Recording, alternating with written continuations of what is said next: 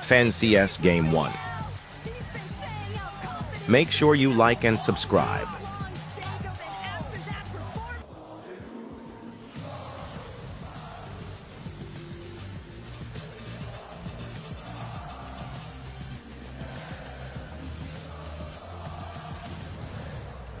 The time has come. The Fortnite Global Championship taco all year long. 33 teams from around the world have been battling from major to major to major just to get the opportunity here. If it's not for the money, if it's not for the fame, it's to call yourself the best in the world.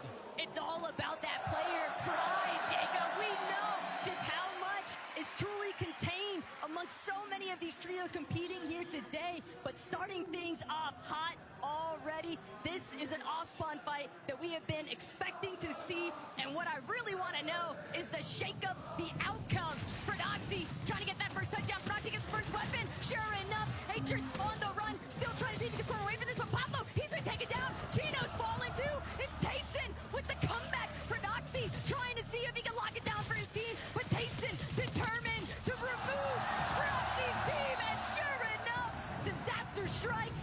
Prodoxy's trio fully down and out for the count. And Tayson has claimed the area. Already one of our contested fights, 1-0. And do you see this already? They're already not landing at Dystopia City. Everybody was talking about it. They heard the rumors. I kept my ears to the streets all week long to figure out what their game plan was. And scrims leading up to this weren't necessarily netting the best results. And now you see them already over towards Foxy Floodgates. And what this does not only affect Visuals, Braids, and Aminish. This also affects Agers, Acorn, and Pollo. This is the team. They typically trade off Surge into the distance. Now they're already disrupting the game plan. Not the only ones. Veno, Flixie, Vico. They've got Rise in their sights, completely tackling all opposition here at Canyon Crossing. Rise doing what he can to try and stay alive, but entirely too many players to overcome. Veno breaks right through, and that's going to be the first knock. Another elimination tallied up here for Vico, Veno, and Flixie. Coyota, the sole survivor of this exchange. And Coyota has pulled out a ton of tricks throughout his career, both online and in global events just like this. But early on in game number one, he's already being forced to play out some of those tricks. He has to disengage, stay alive a little bit longer, and try to have a chance back. But you hear the crowd in the background, Swizzy, Queasy, and Murstache, uncontested at the hive. And some are looking at this, could be one of the best POIs. You get the experience for your OXR rank, the medallion, the mythic weapons, a lot of extra heals at the POI itself, and then the elevation. Kelly and Mini Miner were breaking it down so that way they can start to build that base early and accumulate the Storm Surge, so that way later on in the game they could easily start to rotate around. And most importantly of all, they're uncontested here at Hive. Whether that stays true throughout the course of this weekend, well, that'll be determined by how things develop, but other teams still caught up in a little bit of battle processing at the start of this match. Dystopia City heating up. Epic Whale, Paper, Victor V, they made it very clear they had zero intentions of ever leaving this POI. So Tete, Raito, Razzle, they're going to have to force some sort of a conclusion to this exchange before the third parties start to trickle in. Yeah, and it's not just Cold and his trio that are over on this side of the map that they have to watch out for. You see a team at the bottom of your mini-map. They can easily try to rotate towards the north, disrupt what's going on. So that's going to be one of the key aspects to a fight like this, but you're already seeing a flank going around from Peterbot, Cold, and Ritual. They're ready to take advantage no matter what happens here, no matter who comes out on top. It's going to be them, but Tay takes a big shot. Epic Whale, the 6-time FNCS champion, dealing a massive amount of damage. Tay down to his last little bits of HP though. Epic Whale, he's going to have to take a moment to also get some relief. Paper, nice supportive fire, and that's a big elimination cleanup onto Tay. But now, Cold, Ritual, they're starting to close in. They're interested in everything that Raito has to offer, and that's going to be the first knock here for Cold. An immediate elimination, but they've already signaled to Epic Whale, Paper, and Victor V that they've got company. Shields are cracked. Peterbot's not letting anybody escape his sights. Peterbot's aim is just notoriously strong, and he is chasing them full on key with those crash pads. He might be able to make it before they can pull off the double revive. He's challenging the wall. Victor V trying to do what he can to defend. Victor V goes in. Peterbot shut down. Cold, Ritual! They don't need this. They don't want this. They're looking to see if they can still clean up the exchange, but without Peterbot, they're going to be forced to temporarily retreat.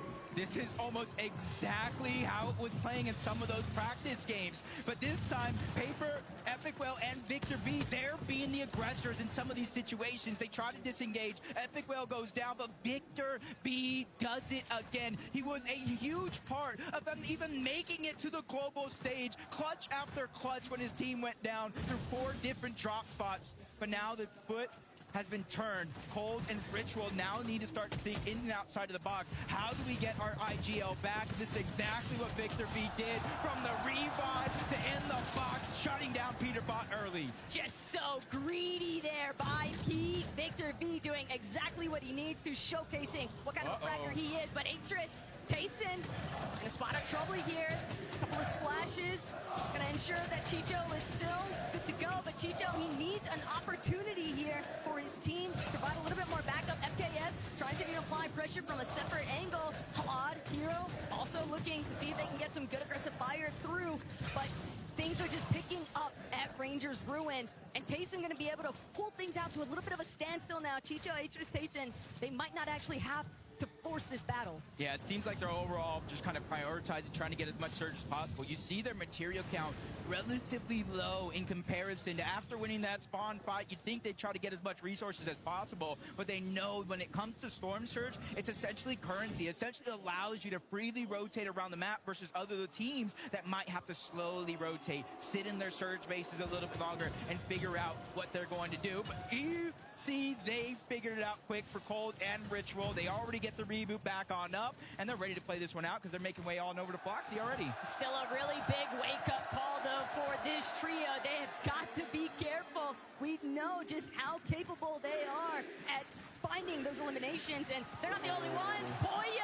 chasing down Razzle, Agers, and Acorn right behind them. These guys just staying so tight-knit and rolling through this map. They're barely looted up at this point too, Jacob. It just looks like Surge is all theirs to control. Yeah, and you can kind of see the crash pads, no audio. Razzle didn't even hear or see it coming. And you see there's no knock, straight elimination. So that team, that was the 3rd one from Dystopia City, is down and out. But fight after fight, Art, I did see it in the feed. He already got 1 elimination, and I was talking to them a bunch. You know, me being an NA West fan, this was their game plan all along. Contested or not, they're going to push either towards the north or the south. They feel like these teams are easy to fight, and already that confidence continues to build. But Goofy is just trying to slow things down just a little bit, and Monster shot to take down the shield of Salco. But Ark and School, the IGL and the Fragger, they're still there. They're holding the walls and making sure nobody can get out of this one. I mean, being honest, Ark's been running it all week long inside of the scrim lobbies, inside of the practice room. He is more than content to take up a box fight with anybody, and especially if he's got his teammates right next to him. You can see the confidence from the NA West boys, but Oshi still doing their best to hold their own despite being down a player.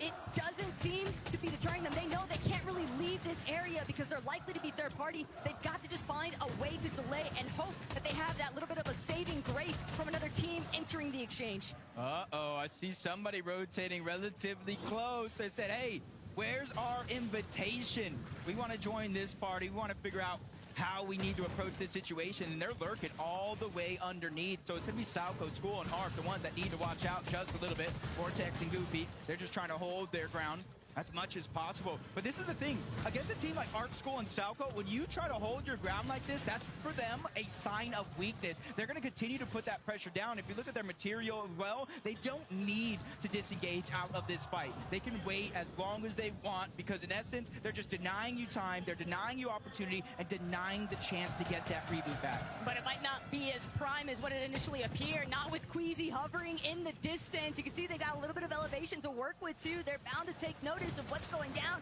Elsewhere across the map though, south of Hive, King, PA's in, Phaser getting fraggy up against Scarpa and Way.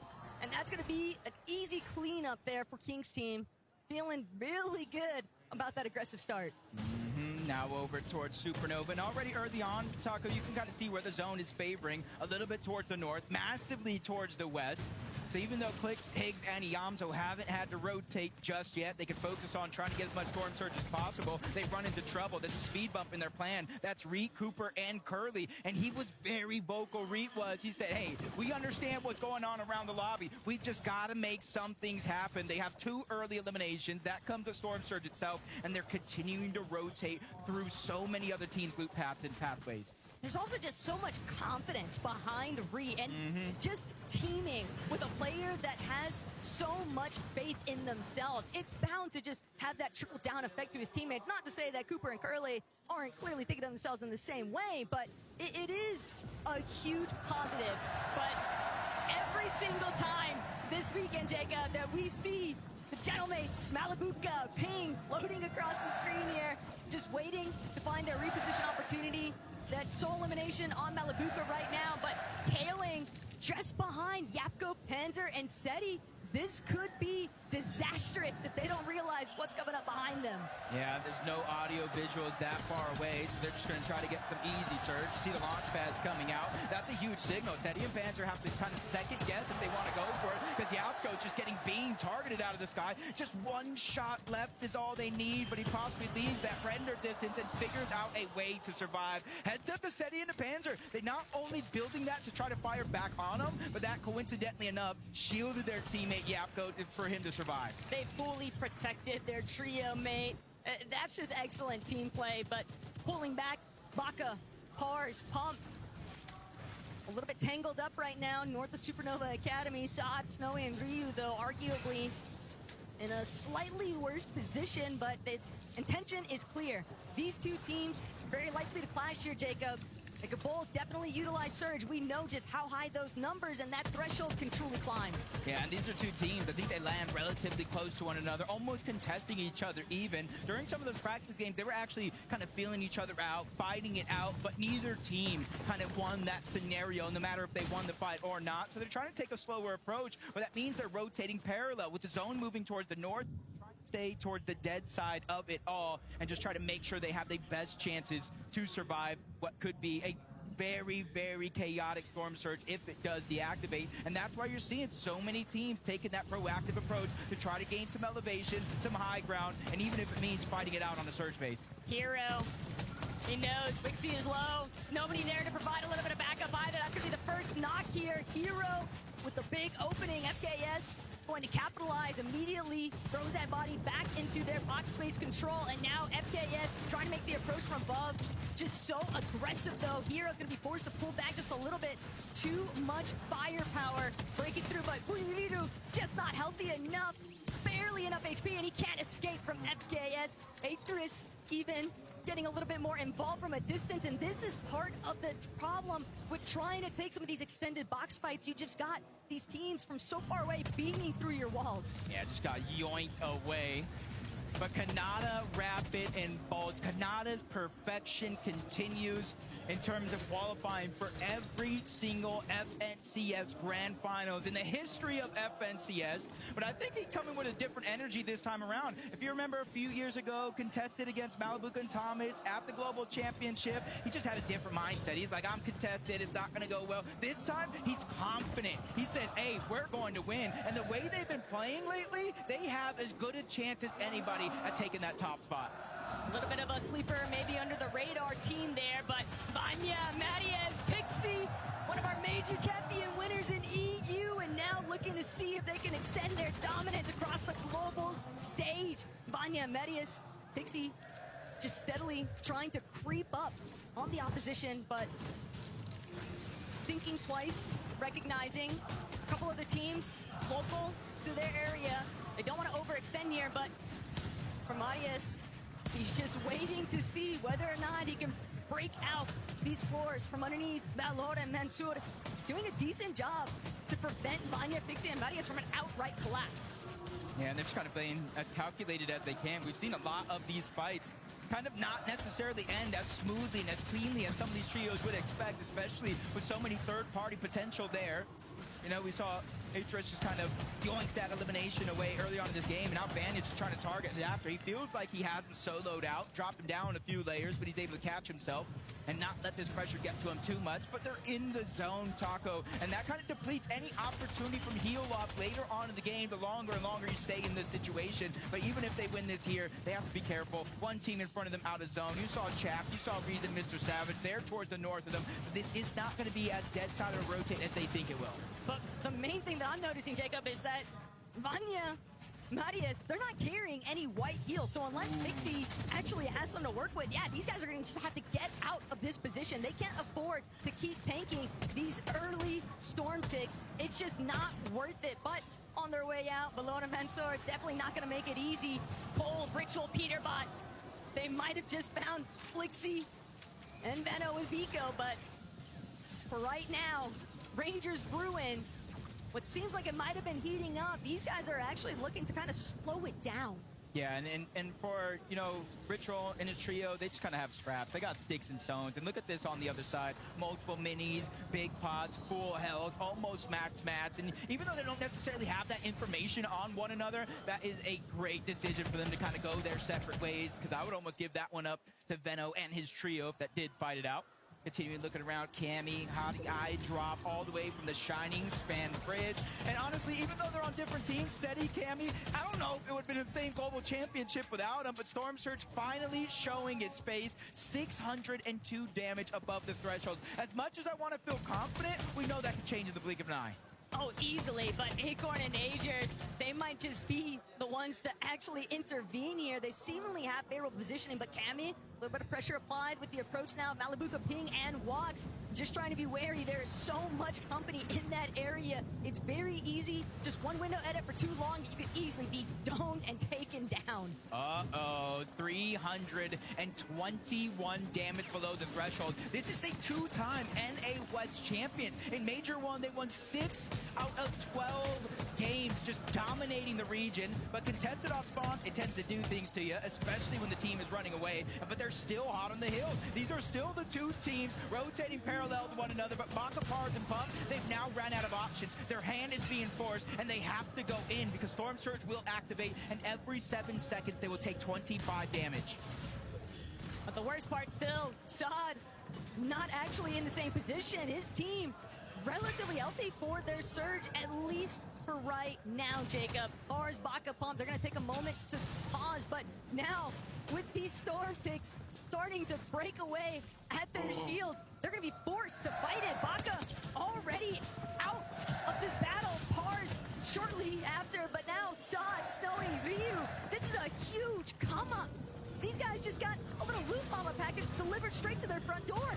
And I forgot to mention, if Storm Surge takes you down, you don't get knocked. You get straight eliminated back to the lobby, but I did see it in the feed. A couple of these guys kind of putting it all in the test as Cooper lands a great shot on the Valor. You see him dropping him down, trying to finish the fight. 1v3 situation, and he is just hitting haymaker after haymaker as he gets another knock in this situation. 319 above, Cooper with the 1v3. That couldn't have been a better time to clutch things up, but Cooper's still going to have to essentially play his life here. There are too many players that are going to prevent him from finding that breath of relief.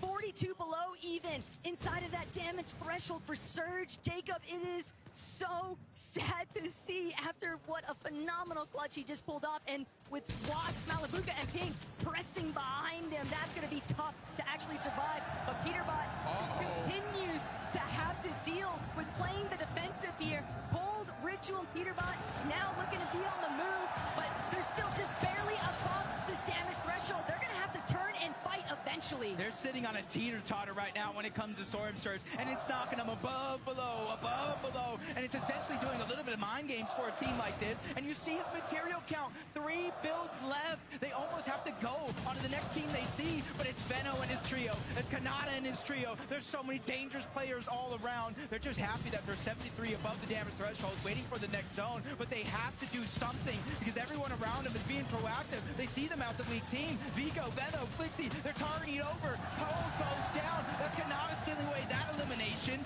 Venno's going to clean that one up, so points go to Kanada's team. Loot goes to Venno's. EU on one side, Middle East Beast on the other, and Ritual, the last man standing, but not for much longer, fully eliminated. That is a huge blow here in game one, but Vico, Benno, Flixie, now they might have drawn the attention of the lobby. They're gonna take a moment to pause, replenish their shields. Halad and Hero still doing what they can, but they're lingering just outside. They're gonna have to still try and push past Tayson's trio, and that's gonna be hard to tunnel through because Jacob, with the way that the zone is pulling over resistance, so much water, so much exposure, teams are just burning through materials. Yeah, this one's going to get messy. There's one lone team. I think they're a duo on the other side of that island already. They don't have to worry about anything. Meanwhile, they have to make decisions here on this side of the zone. Do you stack up the beach coast as long as possible with different players, or do you try to make that daring play, try to get towards the center? Because who knows, if the zone goes south, that'll be a play that works out for you, but if it pulls north, if it pulls towards the east, that's when they're going to have some troubles. Take a look at what's happening on height, though. Queasy, Merstash, and Swizzy. Can you think of anything different to ever take place in an endgame lobby, Jacob, than seeing Queasy immediately try to challenge and take height for himself? You can already tell the Gentlemates are going absolutely ballistic right now. Swizzy and Merstash just following through Queasy's commands here out of their IGL, but they've got the entire lobby in their sights. It's all about maintaining their positional control. Oh, they actually found themselves 66 below, but you can see immediately with that minigun and some pre-edits, they're able to kind of take him down, grab that elimination. Loot and Storm Surge all being accumulated in a blink of an eye, kind of leaving Pixie and Marius by themselves. The good thing, though, is they're 568 damage above the threshold. The bad thing, though, their loadout, their material count, that one is not looking good. 5 bandages. Luckily, they don't have any HP missing yet, but they have a max pull all across the water to the other side of that island. It's not going to be easy for a single person in this game, but there goes Malabuka. Nice drop on the hottie. He needs it, and he needs it now because he's barely above that damage threshold. And that's the kind of refresh that Marius was hoping to find, but instead it's going to be all Malabuka. But no, he's going to actually be forced to keep charging forward. He doesn't even get a chance to try and collect that body loot off of Hottie. Fortunately, he still has a good amount of materials and just beaming a minute as he trails behind him. The Fizz Crash Pad combination just taking him so far, but when you're in this position, Jacob, as a solo over the water, you're just hoping out of sight, out of mind. Yeah, you just got to take it one step at a time. You can't get too ahead of yourself, especially if you hear action going down around you. You got to use that as a distraction, try to get out. But Marius finds himself in a tough spot, well above the damage threshold, and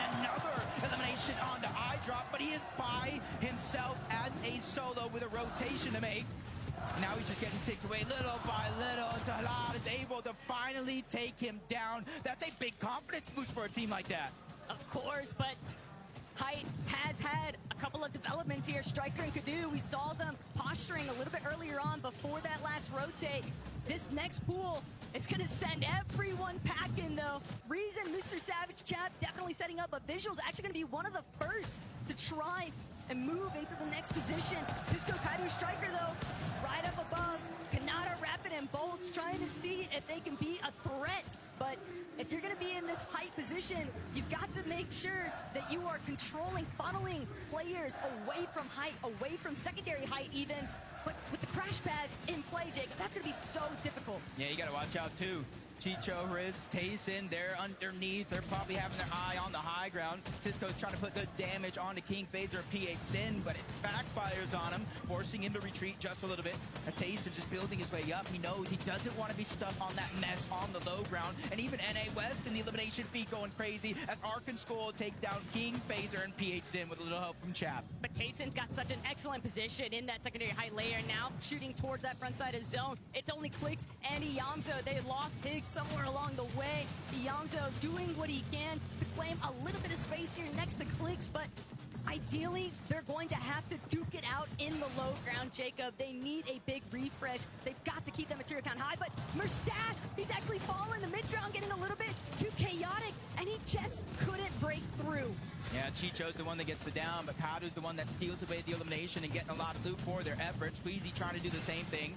Steal whatever is left back from Merstash. And you're seeing there's a decent amount of loot. The Flowberry Fizz, probably the most important part of the entire loadout that he has in that inventory as Benno clicks Vico. They're still down below. They're trying to claim space, and with a minigun, that's just going to be a little bit easier. But with no extra shield, Vico's got to play a little careful here not to take too much damage. Swizzy, Queasy, same thing, but they have multiple splashes. They got the slurp juice. They got the key to success in their inventory. But they don't have the materials, so that's why Queasy just drops all the way down to ultimate low. They're hoping that they can pick up an elimination or two and then maybe look to try and challenge for a retake on height. They know how scuffed everybody's looking down here, but Vico finds that elimination onto Art. That's going to be a massive refresh here. Vico, though, getting beamed. The moment that he tries to make a layer swap, he is immediately put down into the dirt. Clicks fighting for his life still in the low ground, but he just can't hang up. Ball's going to be the one to take him out. Yeah, even though Clicks went down, the damage has been felt for that team that he just took out two different players in a tough situation. That's Tayson, Chicho, they're trying to look up, but that minigun is just causing so many distractions. They have to focus on getting to the front side of the zone, but they're being persistent. Down goes high ground. This is their chance. They're looking up. Striker gets cracked. He gets knocked altogether. Disco's taking damage. He's going to fall as well. Chicho is absolutely insane. And him and Tayson, they go from the on-spawn battle against Brodoxy to high ground in the end game. But they're still going to need materials. Chicho has 0 build left to his name. All of his material count dropped to Tayson. Swizzy still holding his own as well. Deep inside of these ultimate low ground layers, he's looking to try and maybe cut off Boltz in the process. But Kanada, Rapid, can the double revive actually be a success? And sure enough, it's a fully intact trio versus the sea of duos. Friesen finds a big elimination onto Swizzy though, and Chap going to immediately drop back. Tayson still on the high ground.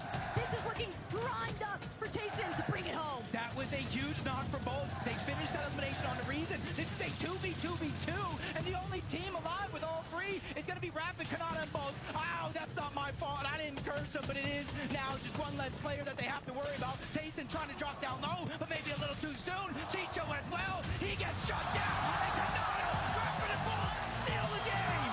Max Nada strikes again, and this time it's for the victory royale. He's been saying how confident he's been feeling all week long, Jacob, and after that performance, I can't help but believe him.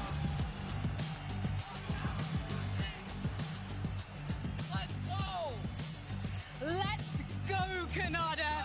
You were telling Benji how confident you were going into this competition. You were telling me in the player lounge yesterday you felt like this was your year. Now you have the first victory royale. But